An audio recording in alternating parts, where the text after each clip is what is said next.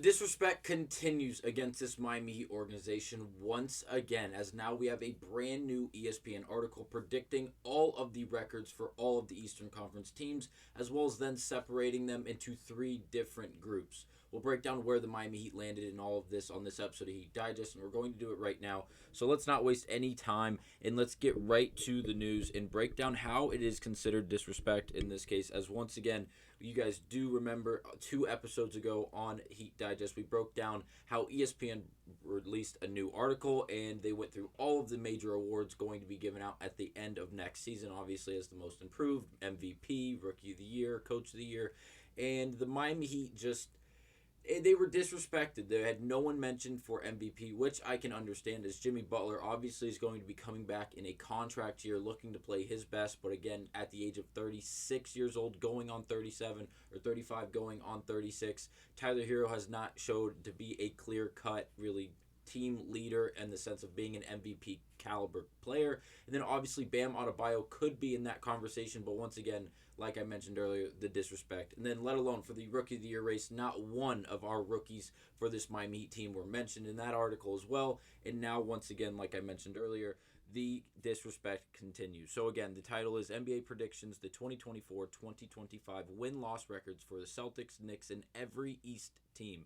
So now let's get to it and break down what we're actually looking at. So the article opens up with the first group, and that is labeled as the contenders. And we have the Boston Celtics, the New York Knicks, the Philadelphia 76ers, the Cleveland Cavaliers, the Milwaukee Bucks, and then the Orlando Magic. And obviously they did predict the records of these teams, as well as obviously putting them in some form of order when it comes down to the Eastern Conference standings. So it seems like these will be your top 6 seeds in the Eastern Conference next season, a prediction from ESPN. Now, obviously, Boston would be at 61-21, New York Knicks at 53-29, Philadelphia at 52-30, Cleveland at 50-32, the Milwaukee Bucks at 49-33, and then finally the division rival to the Miami Heat in the Orlando Magic, 47-35. But then we continue on and we get to the next group, which was labeled as the play-in group, followed up with the Indiana Pacers at the 7th seed, 46-36 with the record of that. Then the Miami Heat at 45-37, as well as the Atlanta Hawks at 31-55, and the Chicago Bulls at 30-52. Before we get to the third and final group, which is the bottom 5 of the Toronto Raptors, the Brooklyn Nets, the Charlotte Hornets, the Detroit Pistons, and the Washington Wizards, with all of these teams having less than 27 victories and way more than 50 or more losses. Again, the bottom of the barrel when it comes to the entire league, as well as specifically in the Eastern Conference. But again, we go back to what we are here to really focus on in the first place, and that is the play-in group, where the Miami Heat find themselves once again, at least at the hands of the ESPN analyst who made these predictions. But again, 45-37. Again, a few episodes ago, I mentioned to you guys how local sportsbook, Hard Rock, it's the Florida sportsbook, if you will, if you're sports gambling, has the Miami Heat's win total at 44.5. So if you take the over, they have to win 45 or more games in order to accomplish that goal. It seems like ESPN is leaning towards the over. Obviously, it's right on the head of 45-37. So that's very, very interesting. It's just very peculiar that the Miami Heat are getting disrespected, as well as the Indiana Pacers. Obviously, I think the Miami Heat are slightly better than the Pacers. Obviously, the Pacers have great pieces, and they're going to be a good team in a tough conference, in the Eastern Conference, that is. But again, the Miami Heat are in the same boat, in my opinion. Now, I do have the schedule, or the standings, the Eastern Conference standings from last season, and the reason I brought this up is because there's only one outlier in the entire conference when we're looking at the top of this conference. If you look at the top, and it was like this from opening day, from the first game of the season until of game 82, it was clear cut. Boston was just the runaway favorite, specifically in the Eastern Conference. There's no real way to argue that, as they finished the season at 64-18. It is a phenomenal year in the regular season. You cannot argue that. They were dominant. But then you see the New York Knicks, 50-32, 14 games back. Then the Milwaukee Bucks in third place, 1 game back of the Knicks, 15 games back. Then the Cavs, 1 game back of the Bucks. Then you have the Magic, 1 game back of the Cavs. And then you have a tie between the Orlando Magic, the Indiana Pacers, and the Philadelphia 76ers, all 17 games back. Then you see the Heat 1 game back of them, all three of those teams, at 18 games back. And then obviously there is a little bit of separation between Miami and the next two teams in the Chicago Bulls and the Atlanta Hawks, who are both 25 and 28 games back, respectively. But again, the point of me bringing this up and highlighting this is because just because we have ESPN saying things like the Miami Heat are predicted to go 45 and 37, we looked at their schedule, we've taken in fatigue, travel time, what's the season's actually going to play out like for this team in Miami, what can we expect? And again, they did it for all of these teams, but specifically Miami.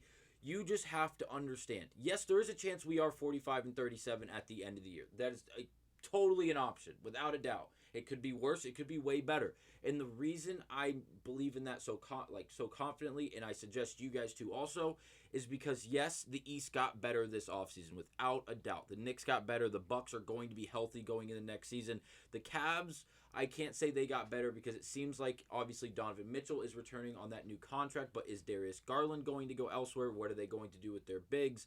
Are they going to stay intact? Obviously, the Magic seem like they've gotten slightly better, not drastically better. And then, obviously, the Pacers have not gotten any worse. And then the Philadelphia 76ers have clearly got better, adding Paul George to that team. So then there's Miami. Obviously, we have a lot of rookies. We have a lot of established talent already. It's just, how is it going to gel? Is everyone going to be healthy and be able to play together for a majority of the season? And if that's the case, just like if that was the case last season, I know it's a big hypothetical, but again, it may work the same way into next season.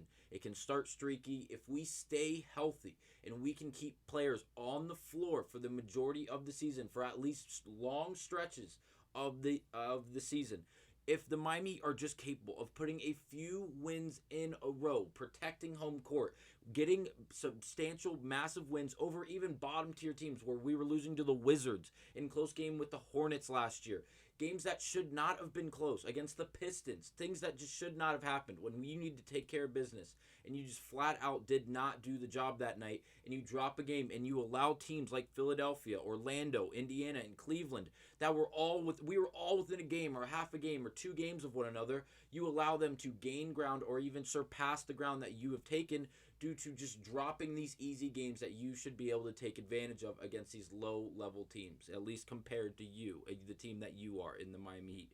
But again, if the Miami Heat and again, if we were able to do this last season, if we were able to go on a 5-8 game win streak and really close things out and establish ourselves and solidify ourselves as a legit competitive team that is not going to just, take their foots off the neck of anyone and just jump on everyone that we can and try to really just win the games and play the best basketball that we can, it would work, and we would probably have been higher than the 8th seed, and we probably would have surpassed Philly. We would have won the division and taken that spot from Orlando, and things would have looked drastically different. So once again, I know it has us in the Miami Heat listed at 45 wins and 37 losses next year. And again, there's a great chance that could happen. But again, if we have 50 wins or 55 wins, do not be surprised, just because the amount of talent on this Miami Heat team has the capabilities to go out and beat all the teams in the NBA night in and night out, especially if fully healthy and playing and gelling correctly. Maybe the first month isn't going to look too well, obviously, because we're a bunch of new pieces getting things together, and it's really hard to replicate game motion at a full speed against other competition who are playing for game checks, playing to represent the city on their jersey. Again, it's going to be more difficult in that sense, but allow time to go by, and by the point of midseason or just before midseason, the Miami Heat should be absolutely rolling with the talent they have and the skill they have, and really just the overall mentality and culture that they establish with themselves on the basketball court and off the basketball court for that matter. So really quick, the really small little caption they have here, they go on to say, the Pacers finished 6th in the standings last season with a 47-35 record, but made a surprising run to the conference finals and are expected to remain in playoff contention, led by Tyrese Halliburton and Pascal Siakam, Indiana led the league last season in points per game at 123.3 points and trailed just the Celtics in offensive efficiency. The Heat, eliminated by the Celtics in the first round last season after reaching the NBA Finals the year prior, are projected to finish 8th in the standings, a spot familiar to Jimmy Butler and company after finishing there 2 years straight. Obviously, a little shot at Jimmy Butler and the Miami Heat there, but again, it's accurate. It did happen. And again, we are deadly at that 8th seed. We get the Boston Celtics at the 1, who are normally the 1, or the Milwaukee Bucks, excuse me.